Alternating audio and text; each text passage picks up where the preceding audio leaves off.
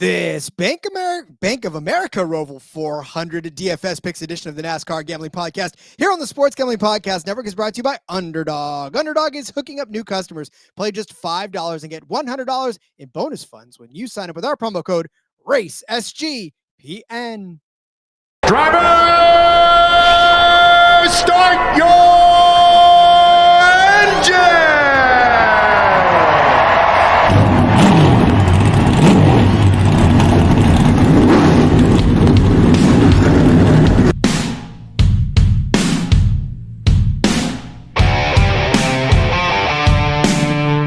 Strap in and pull those belts up tight as the Sports Gambling Podcast Network presents the NASCAR Gambling Podcast. I'm just gonna put my foot on the floor and I'm not lifting till I see God or a checkered flag. My man. With all the news and the best bets for your NASCAR weekend. We want to thank you tonight for these mighty machines that you brought before us. Thank you for the Dodges and the Toyotas. Thank you for the Fords. Lord, I want to thank you for my smoking hot wife tonight, Lisa. In Jesus' name, boogity, boogity, boogity. Now, here are your hosts, Rod Villagomez and Cody Zeeb.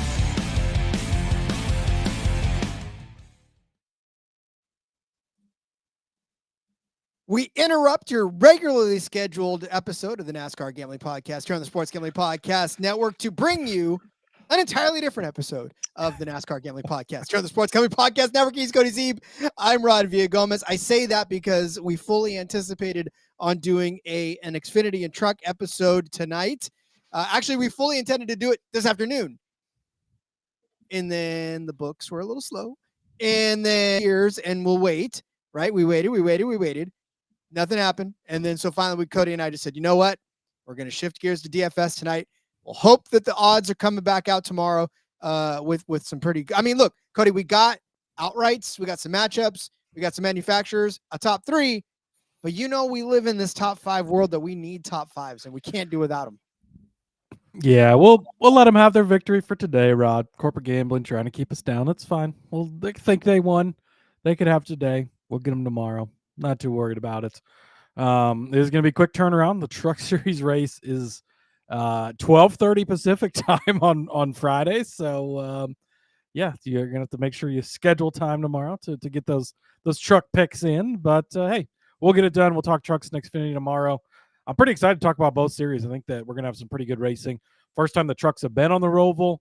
That's going to be interesting, I guess, to say the least. So, but yeah. Is what it is. They can have it today. We'll talk some DFS, some NASCAR fantasy here, and back tomorrow with the picks. Indeed, yeah, and it is going to be exciting too because of the fact that the trucks have not been on this. Obviously, Xfinity is a regular, but when you look at the amount of people that have won this race, Cody, it's like AJ Allmendinger has his name stamped on everything, and then it's everybody else, right? So you have to figure it out because there's not a lot of active drivers on this track. Obviously, we have our feelings on, and we'll talk about it tomorrow, but there's just going to be a lot of fun to try to watch this play out because it feels like it's all brand new in the Xfinity, well, obviously in the Truck Series, but it just still feels like it's brand new in the Xfinity too. And there's a lot to be decided, especially given who's in the field and who's in the field for the trucks. So yeah, definitely a lot of fun to be had. And of course the ROVAL is the cutoff race for the Cup Series playoffs. So we will lose some drivers in that series after it's all said and done. So, Cody, that makes not just the betting card a little difficult to handicap, as we talked about yesterday, but it kind of makes DFS a little tough too because, you have to figure out who's going to split stages, who do you think is going to be going for and leading laps, right? And obviously we kind of know who's going to be leading laps, but we're going to try to figure out what that means in the grand scheme of things and what that means in the finish. Yeah, it's going to be really tricky this week. And we did talk about it quite a bit yesterday on the betting episode. There's any number of guys who could potentially stay out and not flip the stages, take the stage points or the playoff point if they get the opportunity. And in the case of Ryan Blaney or Chase Elliott, who are already locked into the next round, they get that opportunity to take that playoff point. They probably should. And then you've got all these guys racing for points, which is just about everybody else, right? And a couple of guys, a Larson, a Bell, a Byron, they could potentially lock into the next round by staying out in the first stage, but then they don't have to stay out in the second stage unless they want to grab that extra playoff point. So, yeah, it's going to be very tricky this week. There's one guy that I think you just plug and play no matter what. We'll talk about him in a few because he's going to lead laps. He's not going to flip. And, that's it's definitely interesting week DFS-wise, because if you've got guys that are staying out for the stages, they're not going to lead a ton. So they're not going to score a ton of points in that area, and then they're likely not going to finish as good, which means they're not going to score a lot of fantasy points overall. Makes it tough. Has the Roval, and again, maybe this is the fact that I'm nearing 50 and that it's nearing my bedtime already, but has the Roval already been a cutoff race? I don't think it's been a cutoff race since it's been introduced. Yeah. Yes, it was a cutoff race last year because Joey Logano was eliminated, and then Alex Bowman did not make weight, and Joey Logano was reinstated after this race. So, it has, but this year feels more, and I guess I'd have to go back and look back at the situations, but this year feels, I think there's one stark difference this year, Rod, and that is not everybody has a chance to win. If SVG is not in this field, we're talking about how Kyle Larson can win. We're talking about how Christopher Bell can win. We're talking about how William Byron can win. But now we don't think that those guys can win. I mean, they can, but it's much less likely because SVG's in the field. And it changes the entire outlook of everything else, because I think if you're anybody, you have to plan that SVG is going to win. I think that you could still think you're capable of winning, and other people are going to have opportunities potentially. Things can go wrong, we know, but you kind of have to approach this race as if SVG is going to win. So since he's going to win, what do we have to do to make sure we get to the next round? And I think that changes the playing field massively over previous years, where you didn't have, it was AJ's been really good here. We're scared of him, but he was beatable, right? Is SVG beatable? I don't think he is. I don't think he is beatable right now. I mean, he's won 4 or 5 in a row. Like, it's going to be tough to beat him. Obviously, things can happen, but I think that mindset, at least in my opinion, going into this is going to change. And then everything is going to depend on, where do you start? People are going to plan things out. Are you, in the top 10 and everybody in front of you pits? Now you have that opportunity to win the stage. If 6 people stay out in front of you, do you only want the 4 points you're going to get, or do you just go ahead and flip it there, try to get the next one? So I think there's just a lot more open this year than in the past. And I think SVG is a big reason for that.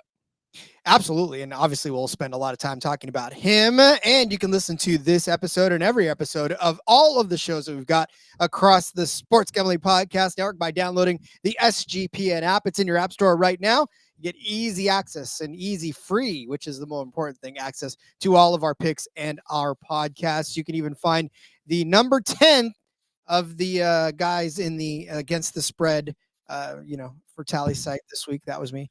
Number 10 overall. But yeah, we're Nico, number 10. We're number 10. Oh, wait a minute. Hey, I'm top that's 10, right? We get excited when one of these stupid drivers become top 10 guys. Right, Why can't you be excited for me? Did you just call SCG stupid, Rod? Wow, I can't believe you do that right before we read Nico's comment. It's crazy. Nico, Rod wants to know. He says, we got the Cody car lift. What are we calling rods? The hot rod hoist, or his personal favorite, the hot rod rocket? There it is. Let's go, baby. The hot rod rocket. I like it. JDK says he's not sure what I'm wearing, but it looks like I'm trying to cut weight for a boxing match.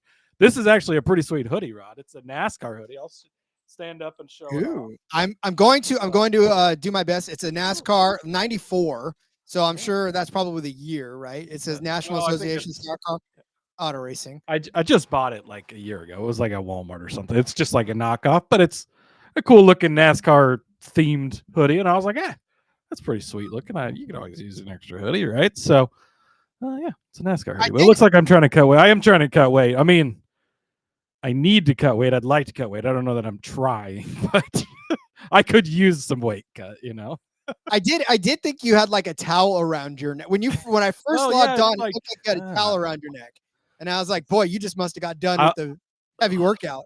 I don't know. It's been unseasonably warm here, actually. My house is just fucking freezing, and I'm in the corner of the basement, and it's cold at nighttime. So I was like, I'm wearing a hoodie tonight. But whatever. I know. Well, hey, listen, we finally got some fall weather here too, so absolutely love it. Yeah, we've had God, it's been like 90s here. It's crazy. Usually it's getting cold this time of year, but we've had one more burst of summertime. The Experts Suck Sports Betting Podcast checking in. Make sure you check those guys out. Have to find a way to offset SVG to be contrarian, or do you? SVG, his rostership's got to be over 60%. It's going to be high, and he's likely going to qualify in the poll, and that's just going to force everybody to have to play him. And we'll get him, I guess, more into the SVG commentary here in a minute. We certainly will. So let's set up this race before we start giving you our favorite DFS plays for the day. It is the Bank of America ROVAL 400. We are set for 109 laps around this 2.320 mile road. Not quite an oval, not quite a road course. Yes, I'm pulling out my Britney Spears. I just didn't sing it this time for you guys, so you're welcome. Around this road course for 252.880 miles around the Charlotte Motor Speedway road course in Concord, North Carolina. Cody, the entry list reads like it does each and every week. No real surprises, but again, like we said, there's some dominant names in the road course racing world. Yeah, I guess most notably Connor Zilich not in the Cup Series race. That would be kind of the one I guess you would maybe somewhat expect, but he's not going to be running this one. The only additional car on top of your traditional 36 week to week, Josh Bilicki in that Garage 66 entry. So, hey, maybe he'll be worth the punt play. I don't know if either of us are talking about him. I guess I haven't looked that far. We're not. So, but hey, he's always a guy that, he could make things work. He certainly can make things work. But so this ROVAL, obviously, it's just if you've never ever, this is your first time listening to a ROVAL episode, and maybe your first time watching the ROVAL, because I know we've got some new-ish fans, right? This season, they haven't necessarily paid attention, right? So this is a road course that got thrown in the middle of the Charlotte Motor Speedway in the oval. So between turns 12 and 15 is the actual oval part of the track, right? And then after that, you get a little chicane between 15 and 16. The start finish line, you go almost immediately into a soft curve. And then, it's kind of like a lock. Formerly known as the heartburn turn, back when Tom sponsored it. Oh my God. Yeah. So it looks like kind of a lock. We need more of those things like that. Like the heartburn turn was perfect. Like, come on, Tom's, bring it back. But whatever. But yeah, this one is different from the traditional road course in the fact that it does use part of the oval surface. I mean, it's a small part, but it's a part of it nonetheless. Yep. And then so a lot of these guys, they'll dive bomb, they'll do a lot of crazy stuff going into it. So it is, like we said, it's just a hybrid between the two, and it most certainly provides some form of entertainment, and we're in for it this week. But when you talk about leading laps, right, there's not a lot of laps to lead. 109 laps is not a ton, so you're not going to be out there. So identifying the lap leader is going to be crucial, because this guy is going to lead a ton of laps. Identified. Next. but you also do need to figure out how to find ways to, like the Experts Suck saying, differentiate, and especially in a GPP play, because if the guy does crash out and you got 100% exposure, then you're 100% screwed. So you do need some differentiating. Yes. The Experts Suck, by the way, is one of our newer to NASCAR listeners, and says first timer here. Looked up the course. Looks like it was designed by a 5-year-old with his Hot Wheels track. Essentially, I think that's what Marcus Smith did. This was pre-COVID, wasn't it? Because it was 2018 as the first race. So it wasn't even a COVID thing, I guess, but it was just when they were bored trying out different things, and ovals were not cutting it at the time. And there used to be 2 Charlotte races, and so they cut it back to 1, and they had this ROVAL. It was great first couple of years. At this point, we should be back at the oval. That's another story for another day. I mean, look at the Kansas race last week. Tell me we don't need more of these. And we're getting Chicagoland back next year and some other stuff. It's fine. But it it's an interesting concept. It's produced some really great racing. I mean, the very first one, Truex and Jimmy Johnson going at it at the end there, and they wreck each other, and Blaney sneaks through and gets the win. Chase Elliott goes into the heartburn turn, buries the car in the barrier, then comes all the way back to win. He had Cardboard Gate, of course, in the first year of the show. RIP to my massive fucking bet on Chase Elliott when he should have won that race. But yeah, it's been a fun track, pretty overall, until one guy stinks up the show this week, Rod. But just to set up the playoffs again, we talked about it yesterday, but just to reset it up for the fantasy crowd that's listening today, Chase Elliott's locked in, Ryan Blaney's locked in. I do still think they can flip stages, because if that point is there, I mean, they're literally are racing for nothing. It's a bit sad, but there's nothing for them to race for. Elliott's won here before, could have won here multiple times if it wasn't for Cardboard Gate.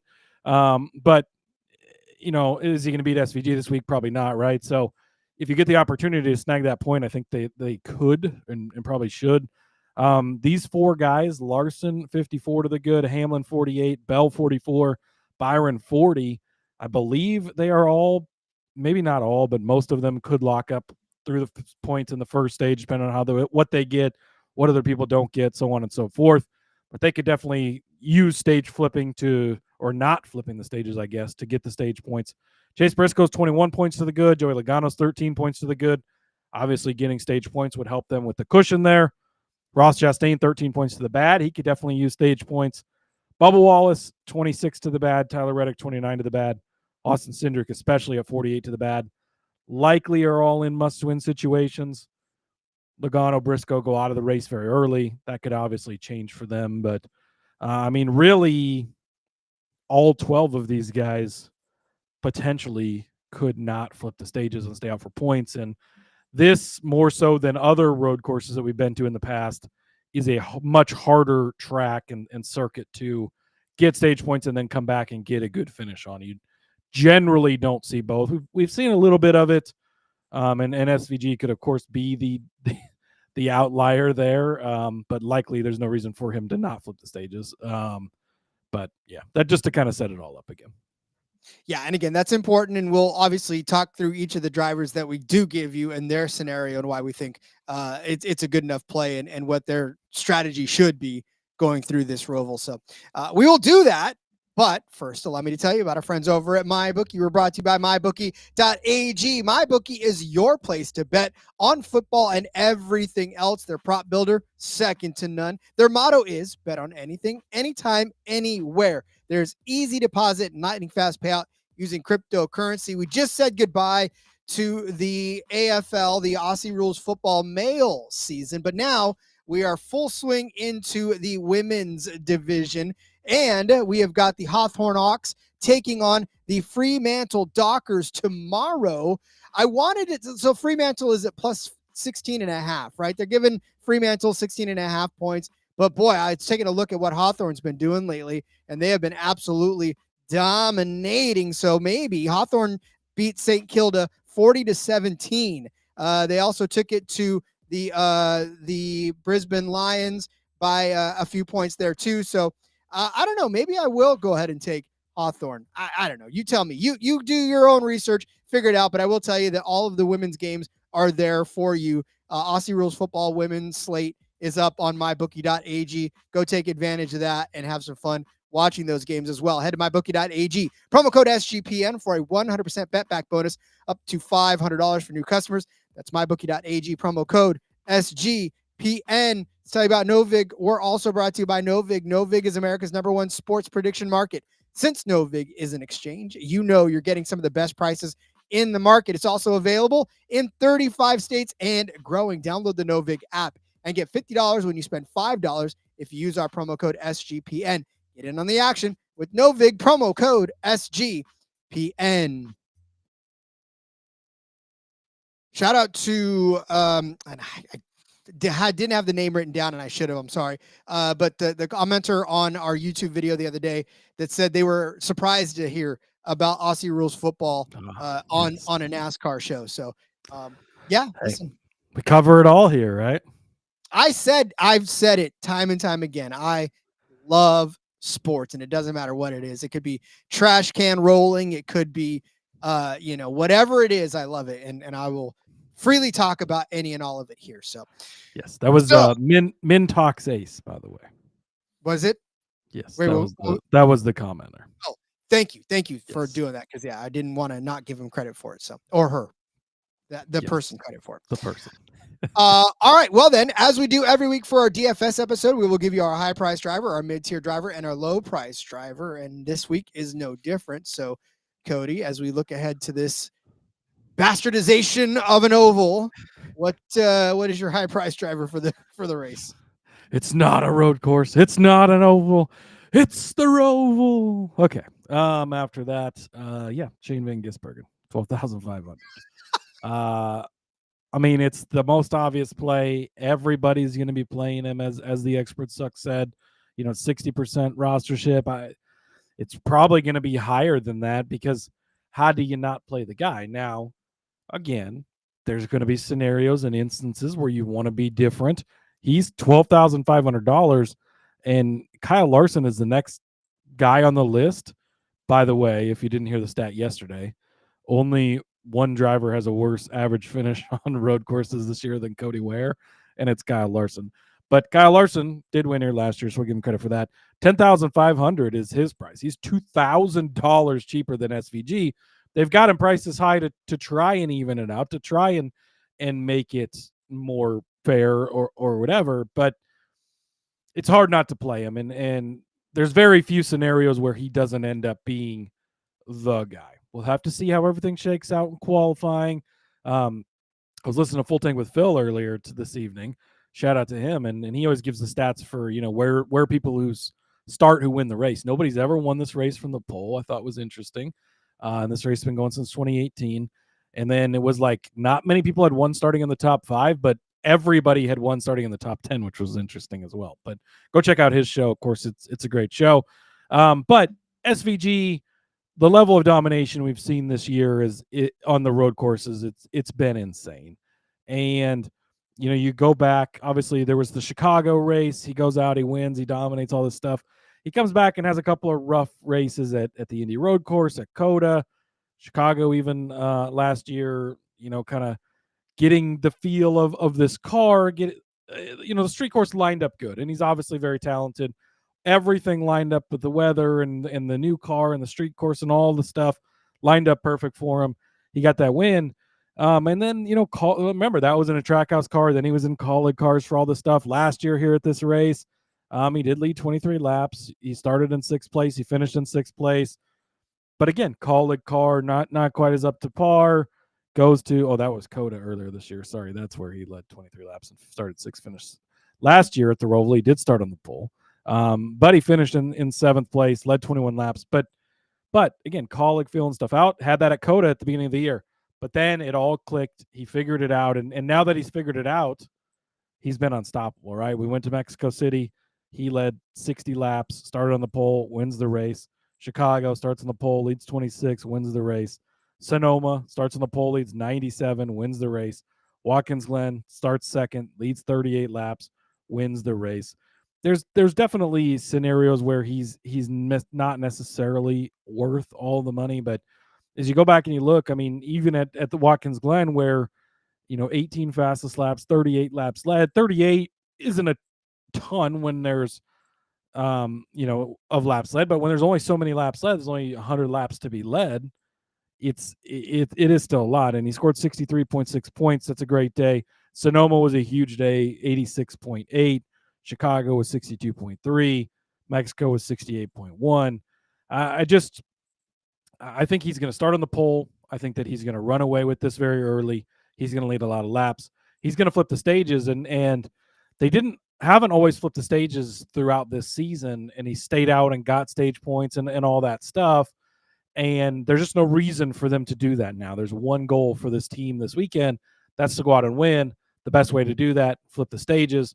That's going to immediately put him back in the lead where he can lead laps and go back to green, and then it's going to cycle back through again. I expect him to be up front most of the race. I expect him to run away from everybody most of the race.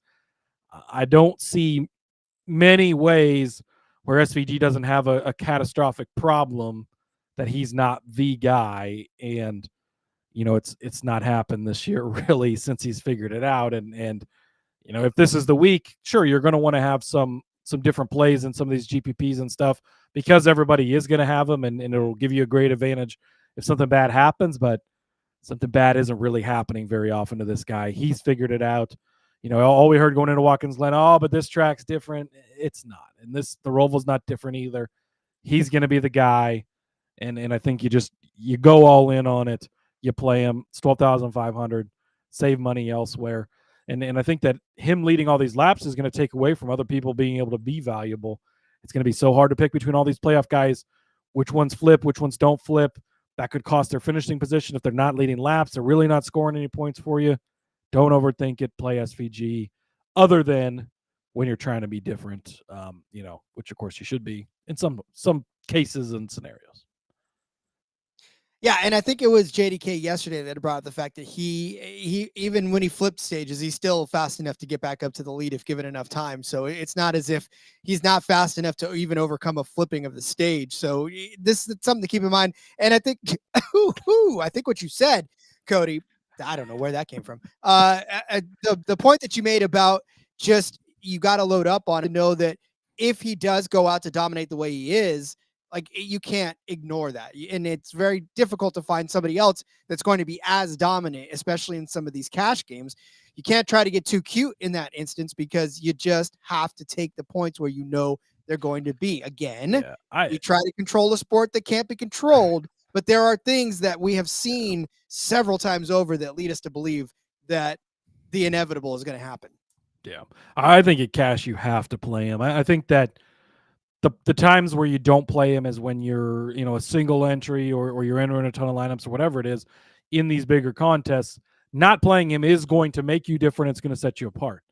If I'm doing this 99 out of 100 times, I don't think it's going to work for you. But if we get that one time where a tire falls off or, somebody, Cody Ware just fucking goes crazy and wrecks him as he's lapping him or whatever the case is, then yes. But just that happening. And the Roval, you kind of talked about it, I think, is a pretty clean race most years. Like we don't see a ton of cautions. We don't see a ton of chaos.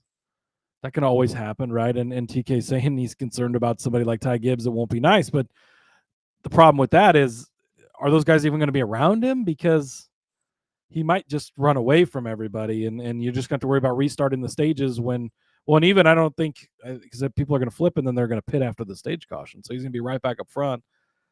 I just think that, it might be obvious, but don't overthink it. Just play SVG this week. Yeah, and so the experts suck. Just to follow up on that too, he said, speaking of NASCAR, which is his favorite verb, what's the history of chaos?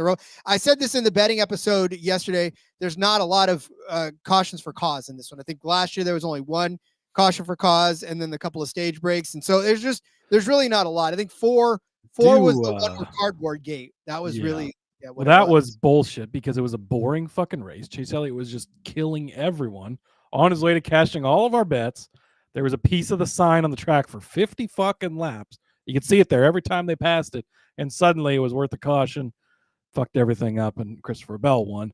But do go back and look at Chase Elliott's win. The year he won the Roval, look at the highlights from that. It was crazy. He stuffed his car into the barrier, left for dead, comes all the way back to win. Crazy. There was one year where it was super rainy and stuff, but I think it's like a 10% chance for rain this weekend. So I don't think that's going to be a factor. It is a cut race. That's always a concern for chaos and somebody getting NASCAR'd. But in general, I don't want to oversell it too much in case it is a crazy week because we've seen shit happen. But in general, it is a pretty tame. And really all the road courses have been this year, which I think plays into SVG as well because he just runs away and hides from everybody, and it's not really a competition. Yeah. And I'm not sure that I totally agree with the boo, no chaos, no excitement. I feel like we'll get some good racing. It's just a different kind of excitement. Yeah. There will still be excitement. I mean, the race for second on back is going to be great, but first place is already taken care of. I do believe that as well. However, I will offer you as my high price driver, the man who leads the top drivers at the Charlotte Roval in the next gen era in average finish. AJ Allmendinger. You talked about him in the betting episode. That my spirit driver. I can't get away from him on road courses. Doesn't matter how many times he's burned me, but he's got an average finish here of 3.7 in his 3 races at the Roval in the next gen era. He's got a win, 2 top 5s, and 3 top 10 finishes. What does that mean in terms of points for you in a DFS lineup? Well, he had the 8th most points in the 2024 race here. 40.3 is what he got you in that race. He got you the most in the 2023 race, where he got you 69.15. Never mind. Oh. I don't even want it anymore. Nope. Too late. What was it? Did you say 61.5? I said 69.15. You said 61. That's why I didn't get it, because you 69. messed it up, Rod. Start over. He got what? He got 69.15 points. Nice. Moment has passed. He started 6th, finished first, had 17 fast laps, led 46 of those laps as well. And then AJ Allmendinger in the 2022 got you the 2nd most points to one Kevin Harvick, where he got you 59.8 points, where he started 7th, finished 4th, had 24 fast laps, led 24 laps. You're sensing a pattern here, right? AJ Allmendinger getting you a nice, solid DFS day every time he set foot on this Roval. And lest we forget, this man owned this track in the Xfinity Series. 4 straight wins and a 2nd place finish for him as the driver of the 10 and the 16 College car into the Xfinity Series. So, I mean, look, AJ Allmendinger comes in at about $9,000 in this one. And honestly, to Shane's 12.5, if there is going to be somebody that is going to be up front with Shane Van Gisbergen, and it's going to be AJ. And I will say that they will probably play a lot of the same strategy, because AJ has nothing to drive for other than a win either, right? So these guys were former teammates. These guys know each other. They know that they're both the road course kings, especially when it comes to the Roval. And these two have not been on the track in the Roval at the same time yet. So this is going to be interesting, because with AJ, we know that he is a man that can get around this Roval very well. 6th place in 2024. He ended up finishing here. He won in 2023. He was 4th place in 2022. He ended up 38th, unfortunately, in 2021. Not a good day for him there. But again, that was when he was starting to be on the back end of this Cup career, and they wanted to ship him back down to Xfinity. And then they realized, oh, that was a mistake. But 7th place in 2018 on the Roval in the Cup Series. So again, we know he's a perennial top 10 and a winner on road courses. So for these guys to battle it out on the Roval for supremacy, I have my popcorn ready, Cody, because I feel like this is going to be a pretty good duel between these guys. Because like we said, they're going to be on the same strategy.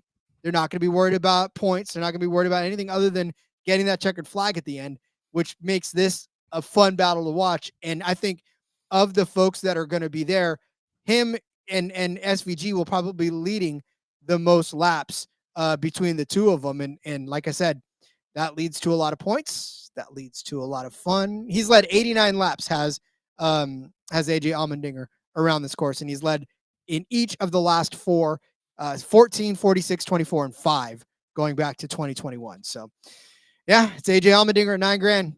I'll take it. Yeah, I love this play. We talked about him on the betting episode yesterday. I sort of left it open for you to grab him in this one, because I know you'd want to talk about him a little bit. But yeah, he's great at this track.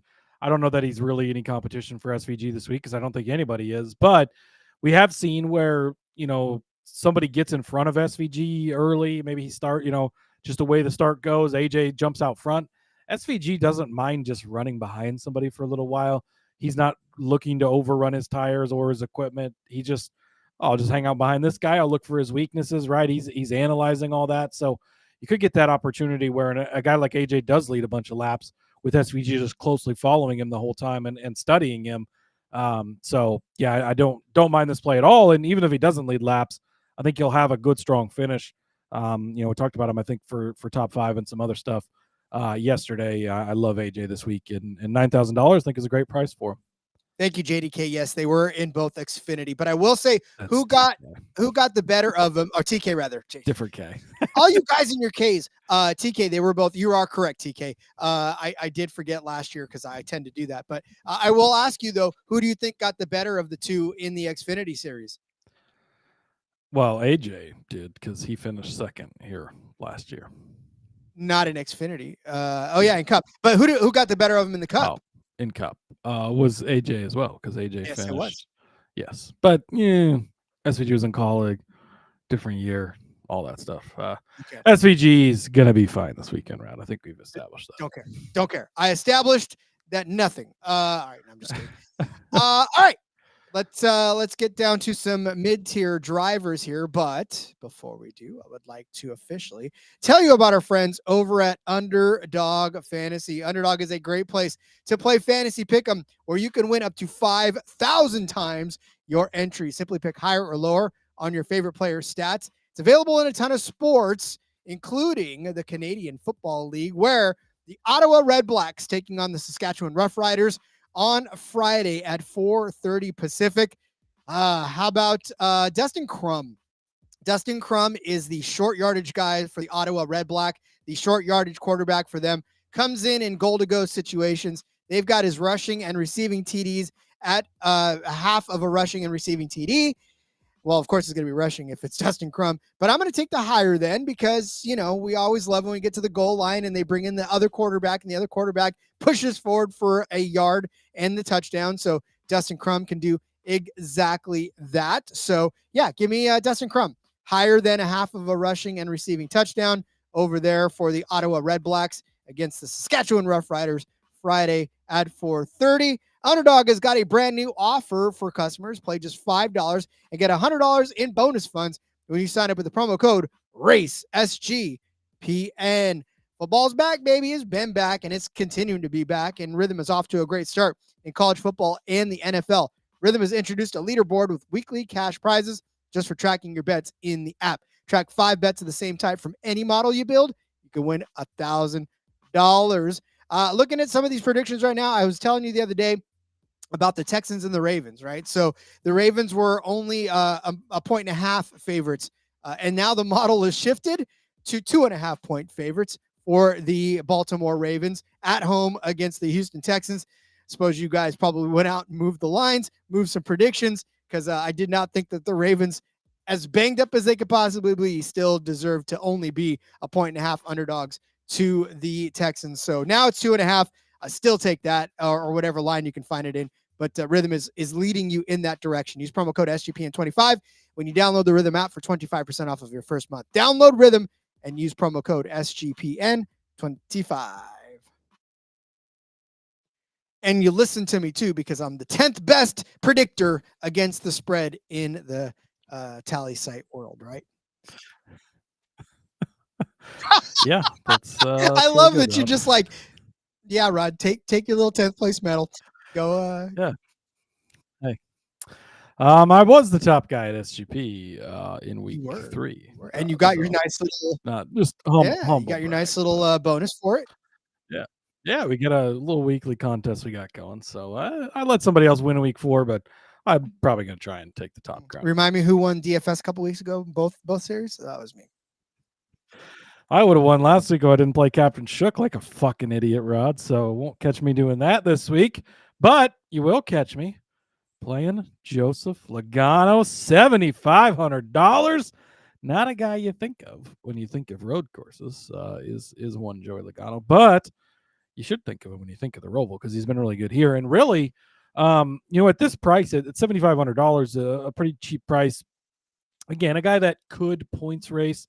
He's 13 points to the good, but he's got to be in the right situation because if you're out there and there's 8 guys that stay out in front of you because he's not running great at the beginning of the race, which I don't super expect from him, although I guess he did start 4th here last year, so qualified pretty well and started 7th a couple years ago, so maybe he does. But either way, he's been able to find good finishes in both those races, so I'm not worried about it.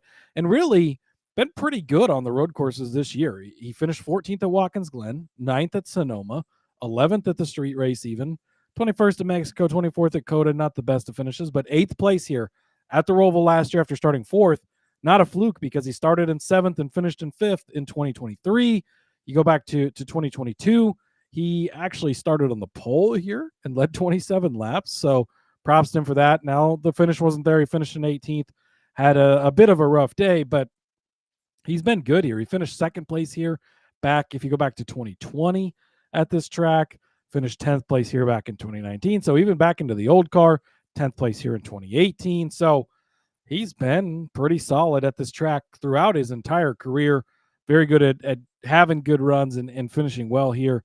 And even if you go back to last year, like 15th place at Watkins Glen, 21st at Sonoma's not bad, 11th at Coda. Then you go back to 23, you got that 5th place here that I mentioned, 10th at Watkins Glen, 8th at the street course, 3rd at Sonoma, 3rd at Watkins Glen in 22, 6th at the Indy Road Course in 22. So while we don't really think of him as a road course guy, he's not a bad road course guy. We know Joey Logano, 3-time champion. He's a well-rounded guy, right? We like to joke, and it does seem crazy that it's every other year. It's the even years where he shows up and does well, but this is the playoffs. This is crunch time. He generally shows up pretty good. And last year, he was in this same type of position where he was below the cut line when he came in, needed to have a good run, and he did, and it wasn't enough to advance him until Alex Bowman got disqualified, which helped him out, and he ends up going on to win the championship, right? But in general, he puts himself in the right positions to advance, to get to the next round, to figure things out. He'll find his way to point his way in this week. He'll go win at Las Vegas next week. We'll crown him the champion at Phoenix. We've seen this story before, right? But in all seriousness, at $7,500, he's a guy that's been very reliable at this track in particular, extremely reliable in the playoffs for being the hardest guy in the garage to handicap.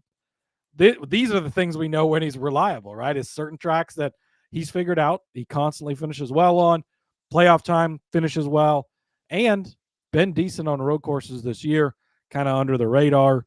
You're spending up on a guy like SVG at the top of the board. He's a guy here in the middle of the range that saves you a good bit of money, but has pretty decent upside. So give me old Joseph Logano, Mr. 3-time at 75. Well, and it's funny because I did peg him as a top 10 car in the betting episode, given that his average finish here is 10.3.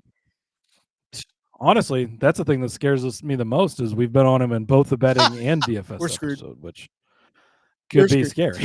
Sorry about all of you Joseph Logano ticket holders because we just jinxed him for sure. But no, I'm with you on Joey. And again, I think that is a huge misprice for a guy who you will probably get some pretty good fantasy points out of next week, or this week rather. You got your 32 points last season, 41 the season before, and then unfortunately did not get you some good points. You get 16 points in 2022, but one outlier, two good ones. All right. I'm not saving you a whole hell of a lot of money. I think what I'm going for is this is my dinger lineup. So if you guys want to go on this one, you're going to have to spend up on a couple of these other guys. And Chris Buescher, $8,700. It's not within the spirit, I suppose, of a mid-tier driver, but it kind of is because we stay in that $8,700. I will say, Rod, without spoiler alert, but we'll easily, well, maybe not. Oh yeah, I already put him in there. Well, who the fuck? Oh yeah, we'll easily be able to fit all these guys that we're giving out in this lineup with money to spare. So you can even putting in the SVG, even SVG and AJ, like you can still build good solid lineups. Sorry to interrupt, but no, and it's good because now it makes me feel less bad for giving out. Yeah, we still have $1,600 left over with the guys we're giving out. Again, we're not fully building the lineups. We don't have all the details, but we're finding guys even going to the top of the board and at the bottom. We're not really going all the way to the bottom either. Like Josh Blicky's not on there. Cody Ware's not on there. So we're not too bad for not really planning this out and literally making our picks right before the show that we didn't plan to do. Sorry. This is why we're professionals this far into the season, right? We know where we're going with Exactly. this, but all right. So Chris Buescher, there he is. Chris Buescher is averaging 10. His average finish is 10th here in the next gen era. 3 races in that span, 2 top 10 finishes for Christopher Buescher in this one. What does that mean in terms of fantasy points? Well, Christopher Buescher got you 39.35, starting 29th in 2024, finishing 17th, had 3 fastest laps. And then in the 2023 race, Chris Buescher got you the 4th most fantasy points on the day, 50.9 points, started 20th, finished 7th, had 2 fast laps. Chris Buescher in 2022 got you the 5th most fantasy points on the day, 53.45, started 21st, finished 6th with one fast lap. What that tells me, can't qualify for shit on this track, but he can slowly improve his positions and get there. So that to me already screams I'm good with that, because his average start here is 18.4, average finish is 12.6 altogether. Like, that's in his entire career. What the next gen era doesn't cover is the 16th place start that he had in 2021 and the 3rd place finish that he managed that year as well. So some really good runs in that 17 car so far. What's that meant as far as this season in road courses for Chris Buescher? How about Austin, where he started in 24th place, ended up finishing in 7th. That is a gigantic swing. A great day for you in fantasy, where he got you 54.9 points at the race at COTA. That's a good one. How about the, let's see, we go down to the other ones that you got going on. Mexico City, a 10th place finish there. He got you an 18th place finish in Chicago. Road course, baddie stuff going on, bad. 16th place finish at Sonoma. That's pretty good. Unfortunately, he started 14th and finished 16th, but that's not a huge thing. But Watkins Glen, that's the biggie right there. He got you a 3rd place finish at Watkins Glen, getting you 53 points. Just the most recent road course that we had, 53 points coming off of a solid road course finish. I mean, you talked about him in the betting episode, Cody, and you know, we're kind of swapping around who we're talking about in the betting episode and the DFS episode. But Chris Buescher just silently being one of those guys that's pretty damn good at road courses. So I just feel like the sky's the limit for him. And I'll take it. He won at Watkins Glen in 2024 after starting 24th. So you want to talk about a really good DFS day? That's a solid one. Sonoma last year started 26th, finished 3rd. COTA started 20th, finished 8th. Roval started 20th, finished 7th. Watkins Glen started 13th, finished 7th. Like, this guy's a solid DFS play on any road course that you go to. So give me Chris Buescher, $8,700. Yeah, fully endorse this one. Love Chris Buescher. And like the AJ Allmendinger, like the SVG, you don't have to worry. Is he going to run for points? Is he going to do? No, they're not racing for anything but going out there trying to win. And if anybody can outduel SVG, you've seen him do it before. Granted, that was before SVG figured everything out, call the car, all that stuff. But he did. He outdueled SVG for that Watkins Glen win that you referenced there a minute ago last year. So, Chris Buescher he's just so fucking reliable on road courses. Rarely has bad days on road courses. And you got to love that. So, fully on board with the Chris Buescher play. Talked about this guy yesterday for long shot top 10. Going to bring him back up again today. It's Austin Dillon, $5,400. You know, it's kind of weird to me that the way that they price some of these guys, like a Joey Logano on a week-to-week basis, who I just talked about, while they price up SVG at 12.5, Joey Logano, $9,200 last week, $10,000 a couple weeks ago, $9,200, $10,500 a couple weeks back, and now he's only $7,500. They really drop these prices, but then you find guys like Joey Logano that have been pretty good. You find guys like Austin Dillon that aren't too bad, and he's also being priced lower. So $5,400, if you go to the bottom of the board, you know, there's guys, he's not really all the way down there. There's plenty of guys underneath of him, but you're getting him here at this price. And what's crazy, $6,500 last week where he got you 4 points at Kansas, $6,500 a week before for 45 points, but then he was $7,300 at Bristol to get you 10 points. But you go back and you look at some of these road courses, $6,100 at Watkins Glen, and he scores you 38 points. Then you go back to Sonoma, only $5,300 like he is here. He scored you 33 points. So it kind of doesn't line up with how well he's actually done on some of these road courses and why they keep dropping his points when there's less points to be had, but he's scoring more points on these races anyways. And then he's really worked on his road course craft the last couple of years. In a general sense, kind of looking at his road courses, it's not great. I'll be completely honest about that, and I think that's part of why it's been dropped down. But at the Roval in particular, he's actually been pretty good. Now, last year he finished in 32nd place, so that one was not a good finish. But in 2023, in the next gen car here, he finished in 14th after starting in 15th. That's a pretty solid day for a guy at $5,300. You go back to 2022, the first next gen race here starts in 15th, finishes in 10th. So 2 of the 3 next gen races, he's been really good here. And even pre-next gen, 15th place in 2021 was a good run. He was 19th in 2020. Rough day back in 2018, 23rd in 2019 is fine. But the point being, 2 of the 3 next gen races, he's been good. Even pre-next gen, he was pretty decent here. Watkins Glen, he started in 25th, finished in 15th, had a good solid day there. Even Sonoma starting in 33rd, if he's going to start towards the back, finishing in 21st, that's a pretty solid day. I referenced his points a few minutes ago. He's had some good days. There's definitely some bad days. Mexico, he didn't finish well. Coda was 35th. The Roval last year I mentioned, but there's plenty of good ones mixed in here too. Even Indy Road Course, where he finished in 16th a couple of years ago. Watkins Glen, he finished 17th a couple of years ago. 11th place at Sonoma. There's enough mixed in here where he can have really positive days. And on the Roval in particular, with last year kind of being the outlier, and I believe, now I was thinking last year was the year that Larson lost his brakes and wiped him out, but maybe that was a different track because Larson won here last year. So I don't remember what happened to him last year, but point being, at $5,400, way down here at the bottom of the board, if you want to play a guy like SVG at the top, and we mentioned it, all these guys have easily fit in this lineup so far. I kind of really like Austin Dillon this week, which you shouldn't probably say much outside of Richmond, but heck, well, listen, for around the $5,000, you got the 15th most fantasy points in 2023, where he got you 30.45.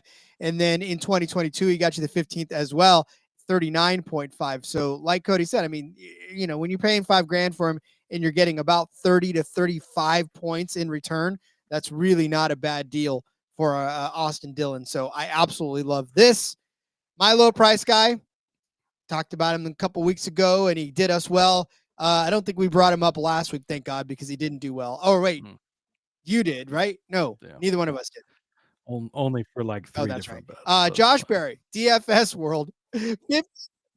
He was so fast in the spring, Rod. I was there. I saw it in person. And he just, why do I keep falling for this trap? I don't understand. It's because I got you hyped back up again because of his his performance at the New Hampshire Motor Speedway. But on this particular track, Josh Berry is $5,300, and Josh Berry got you 32 points on the Roval last year in that 4-car altogether. Now, this year has not been all wine and roses for Josh Berry. We talked about him a lot as far as the fact that he won at Indy and it made us all excited. I mean, he won at Las Vegas, rather. He made us all excited. That's Bubba Wallace won at Indy. Josh Berry won at Las Vegas and got us all excited, and then just went on a spree of some pretty bad finishes. But before that, 26th place at Austin, but he did start 35th, so not a terrible DFS day for you there. Mexico City was a bad finish. He did finish 13th at Sonoma after starting 25th, so that's a pretty good day for him there. Watkins Glen was not really that good of a day either. So it's been up and down for Josh Berry in terms of just overall performance at all, right? He's averaging 17.8 fantasy points per race, and you say, well, Rod, why does that make you feel very good at all about it? Well, it kind of doesn't, but I will say there is some upside. Like I said, in Sonoma, he finished 13th, started 25th. Last season, he had some pretty decent DFS days. At Coda, he started 35th and finished 26th.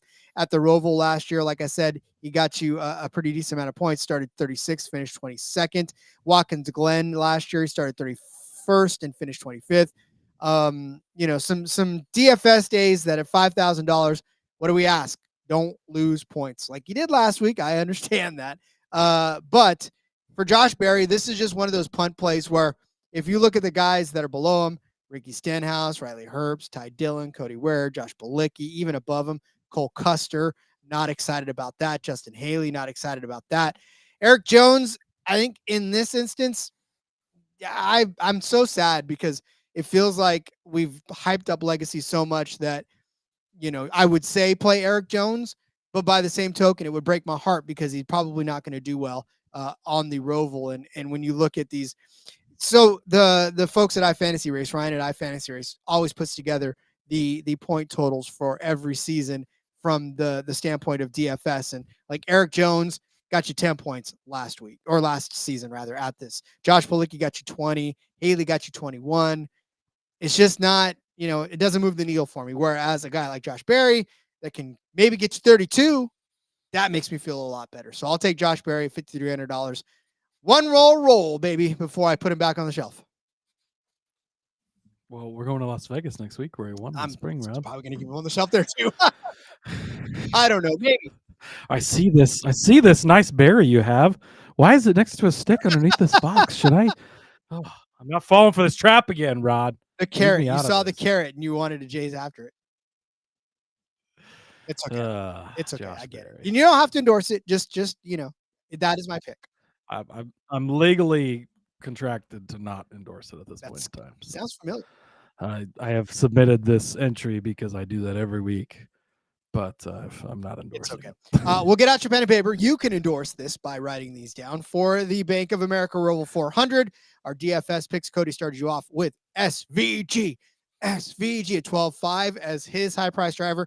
I said, give me the dinger, $9,000, my spirit driver as my high price driver. Cody gave you Joey Logano rather. He will never give you Josh Berry at $7,500 as his mid-tier driver. I gave you Christopher Buescher at $8,700 as my mid-tier driver. Cody stepped down to Austin Dillon at $5,400 for his low-price driver. I said Josh Berry, $5,300. Give me the pain, give me the torture, give me the fun and the sweat of that one. So, all right, that'll do it for the Bank of America ROVAL, Cody, because there is not just 2 series going on. We're going to actually do something different.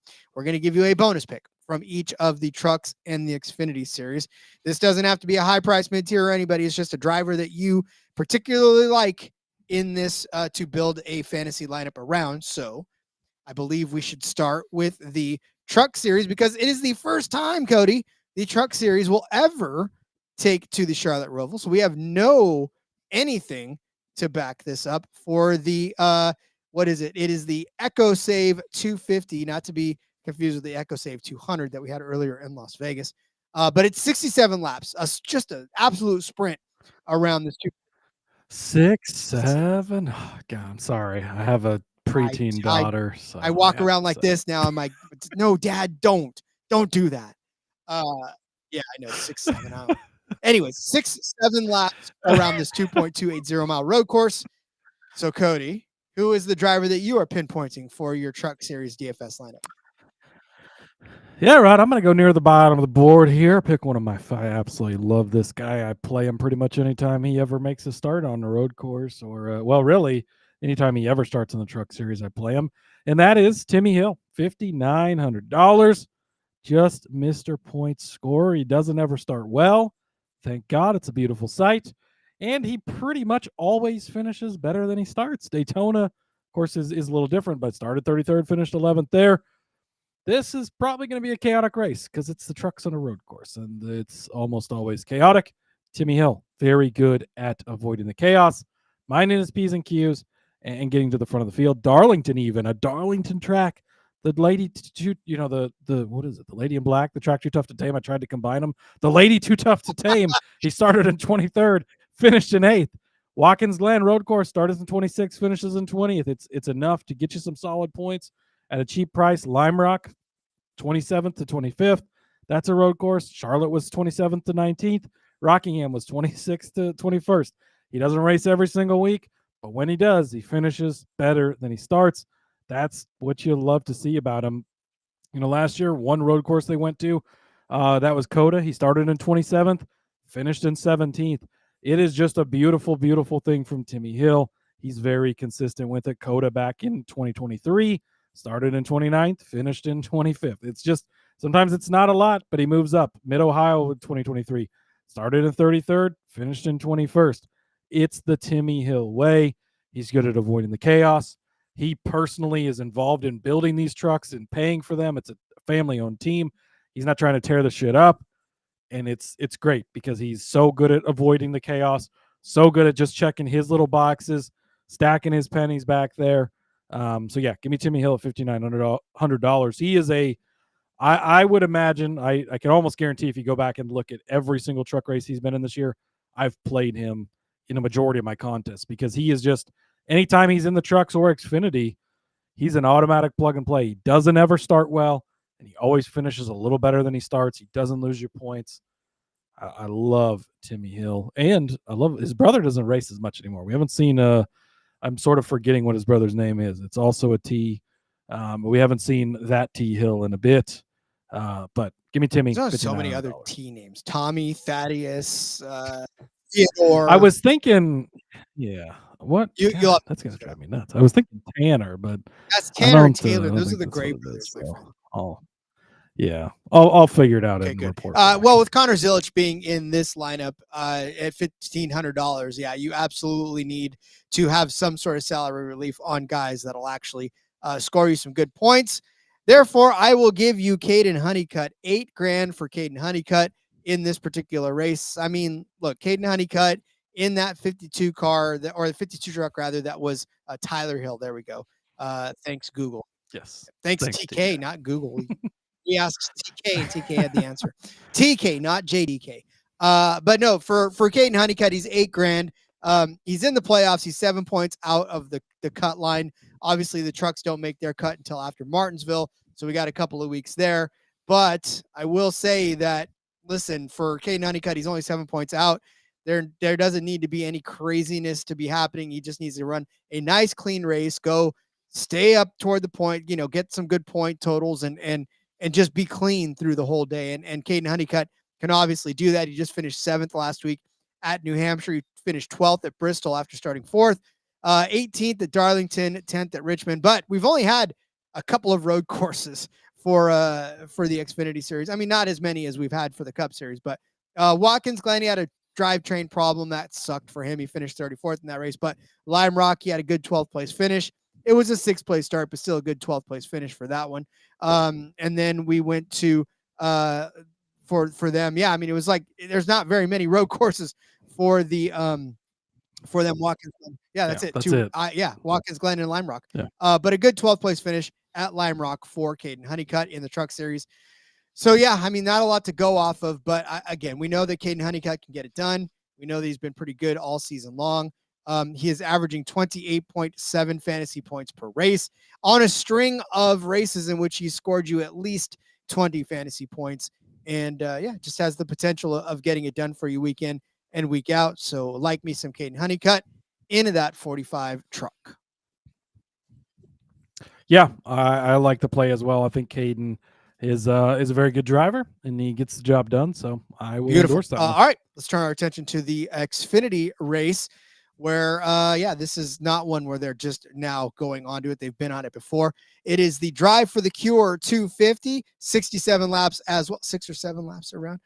It's very rare that the trucks and the Xfinity Series run the same amount of laps, but same distance. It's a long truck race. That's a group. Somebody saw 6-7 and they were like, well, we just got to pull the trigger. But yeah, so Cody, who's your driver for this race? Yes, Rod. Well, honorable mention to our guy Sam Mayer. We'll talk about him more on tomorrow's show. But give me Dean Thompson, $6,400. I just am in love with the mustache, and it's been paying off week after week. Kansas last week, I was told that the SHR equipment sucks on mile and a half, and I couldn't handle it. And he was running top 10 all day. He had a chance at the top 5 had it not been for a little slip up there. But finishes in 10th place. It's a good, solid day for him. He was 12th at Bristol. He was 16th at Worldwide Technologies, 7th place at Daytona, 13th at Watkins Glen road course, by the way. Good, solid run. Starts in 19th, finishes good. 10th place at Indy. A rough Iowa in there, but Dover was 16th, 18th from 35th to 18th at Sonoma. Another good finish. 33rd to 14th at Chicago. Good finishes really all season for Dean Thompson. And just to kind of highlight the road course aspects of it, Portland kind of the outlier, started 22nd, finished 32nd. He got caught up in it, but Watkins Glen was, as I mentioned, 19th to 13th. That's a good solid day. Sonoma, 35th to 18th, beautiful. Chicago, 33rd to 14th, beautiful. Coda, 30th to 18th, beautiful. Mexico, 26th to 12th, beautiful. Don't qualify well in this race, Dean Thompson, but go out and finish well like you have all damn season, really at every single track. $6,400 for a guy who's become reliable. Dean Thompson. I mean, it's amazing how reliable, how good and strong he's run all season. And you can't say enough for getting out of the squirrels and suddenly your nuts aren't getting cracked every week, because he was having a fucking massive problem in the trucks and it doesn't exist anymore. He's been solid. He's been good. Love me some Dean Thompson. You just love the mustache, and rightfully so. I do. It is. It's absolutely. It was all about the mustache at Kansas last week. You see that mustache Chase Elliott had? That's the only reason he won that race, Rod. Beautiful mustache like that. And yeah, look, Dean Thompson, the mustache has been paying off this year. So ride the mustache. That's what I always say. JDK, this is after dark. Thaddeus is the second name that Rod goes for in team names. Very Rod of you. Well, it is very Rod of I don't, Rod. you just pull shit out of your ass and Thaddeus comes out. It's just Thaddeus came out before Tyler or whatever. Just maybe it's my watching of all of these weird and off the wall sports that I get Thaddeus instead of like Tommy or whatever. But I did say Tommy first. But all right. Speaking of names that you don't hear very often, Christian Eckes, $8,100. I mean, I understand and I get it because he's $8,100 and for a very, very damn good reason. He was $7,800 or $7,600 last year. The jump is because Christian Eckes is just so good at road courses. 51.4 points on the day in Portland, where he got you fifth, or he started 15th and ended up finishing in 4th at that race. Just a damn good day. Watkins Glen, you want to talk about a fantastic day there. How about starting 36th, finishing 8th, getting you 64 fantasy points on the day? That is just good chop licking stuff.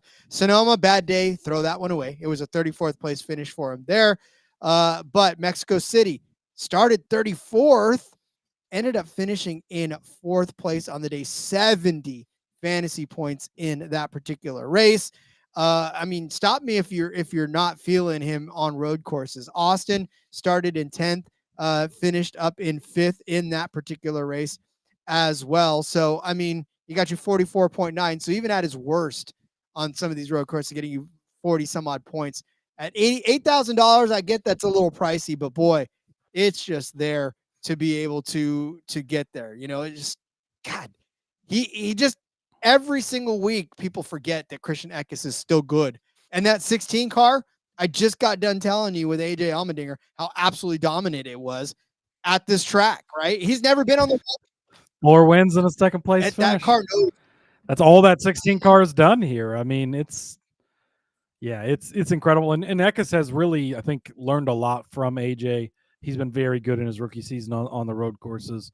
And the one bad finish in there is a mechanical failure, which you're going to happen with Colleague every once in a while, especially in Xfinity. But imagine how good he'd be if his name was Thaddeus Eckes. That would be just a fast car. That is Thaddeus is a very like authoritative Thaddeus. If it makes you, it's like a big strong man's name. I don't really know. Thaddeus. All right, you could tell we're looping. Okay, NASCAR Gambling Podcast after dark. Grandpa, go to bed. It is time for me to put myself to bed before I embarrass anybody else anymore, up to and including my kids. I always think to myself sometimes, my legacy, right? When you think of legacy, my legacy is this show, and my kids are going to just cringe the entire time. Dad doing this and like saying Thaddeus and sorry, kids. Sorry that this is what your dad does on a daily basis. Well, at least we're having fun. That's all that matters. All right, Cody. Well, then that is it for the DFS episode for this week. Really good one. In fact, we filled a lot of time on this one. Yeah, we had a lot of fun. Yeah, fuck the books. They want to throw us off our game. You can't. We're here anyways. We'll come back and get you tomorrow. So yeah, join us tomorrow. I think we should be live around what time, Ron? 2 Pacific, 5 Eastern time, something like that. So yeah, subscribe to the YouTube Gambling Net. You can subscribe, as I was going to say, to the NASCAR Gambling Podcast on YouTube. Click the bell, and it'll alert you when we're live. TK wants to know, wow, 5:08 there. Jesus, this is fucking Thursday's already done. It's 11:08 p.m. for me here on the Central 9 o'clock. And about 9 o'clock for Rod there on the Eastern. Still past my bed. So, all right, Rod. Yeah, it's past my bedtime too. So getting out of here. Follow me on the X at Husker_Zeeb. You can find all my stuff. Rod, I want to leave you with a fun statistic here as you're going to set your Cup Series lineups. Cody Ware's average finish on road courses in 2025, 30.2. Kyle Larson, 31.0. Is that what you want to leave us with? That's it. That's All right. Well, no, but got to tell everybody where they can find you outside in the real world. Well, I did. I said, yeah, geez, you ruined it, Rod. I said to follow me. And then I wanted to leave you with that. Yeah, follow me on the X at Husker_Zeeb, which I already said. But in case you missed it, like Rod apparently did, yeah, follow me on the X at Husker_Zeeb, and don't forget Kyle Larson's average finishes worse than Cody Ware's in 2025 on road course. Screw all over what you wanted to say last. Follow me on Twitter at RJ Villagomez.